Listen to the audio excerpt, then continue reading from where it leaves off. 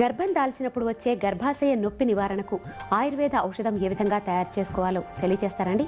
గర్భంతో ఉన్నప్పుడు వచ్చే గర్భాశయ నొప్పికి ఆయుర్వేద శాస్త్రంలో చాలా రకాల శాస్త్రీయ ఔషధాలు ఉన్నాయి.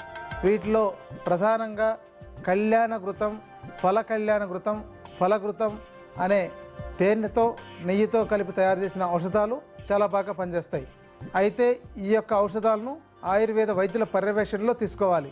ఇక మీకు మీరుగా గర్భాశయపు నొప్పి వచ్చినప్పుడు ఇంట్లో వాడుకునే ఔషధాల్లో, మీకు మీరుగా తయారు చేసుకునే ఔషధాల్లో చిన్న చిన్న చిట్కాలతో పాటు మంచి ఔషధాన్ని తయారు చేసుకుని కూడా ఉపయోగించుకోవచ్చు. కొంతమందికి అప్పుడప్పుడు గర్భాశయంలో నొప్పి వచ్చి ఒక్కొక్కసారి 1 గంట 2 గంటలు ఉండి మళ్ళీ ఆగిపోతుంటుంది. వీలైతే విశ్రాంతి తీసుకున్నట్లయితే వెంటనే ఆగిపోతుంటుంది.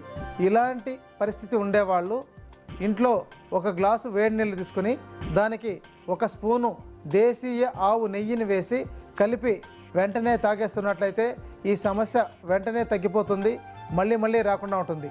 ఈ సమస్య మళ్ళీ వస్తున్నా సరే ఇదే చికిత్సను కంటిన్యూ చేయవచ్చు. ఇక ఈ సమస్య అంటే గర్భాశయంలో నొప్పి అనేది రోజు కనుక మీకు వస్తూ ఈ నొప్పితో భరించలేక విశ్రాంతి తీసుకోవాల్సిన పరిస్థితి కంటిన్యూగా కనుక ఉన్నట్లయితే మీరు ఇంట్లోనే తయారు చేసుకోగలిగే మంచి ఔషధ మూలికల్లో కావలసిన మొట్టమొదటి మంచి ఔషధ మూలిక శతావరి వేర్లు.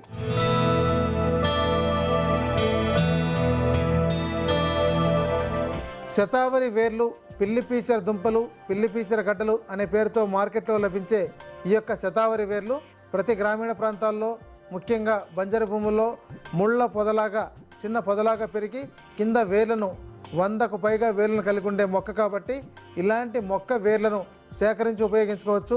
లేని పక్షంలో శతావరి వేర్లు అనే పేరుతో మార్కెట్లో లభిస్తుంది, వాటిని తీసుకుని ఉపయోగించుకోవచ్చు.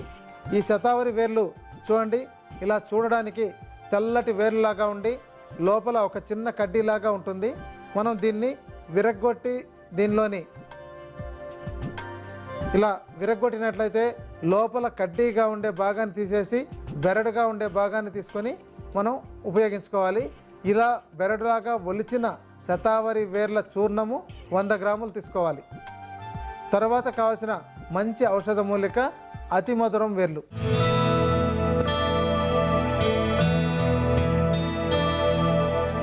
అతి మధురం వేర్లు గర్భాశయ నొప్పి, ఈ గర్భంతో ఉండే వాళ్లకు వరప్రసాదం లాంటిది.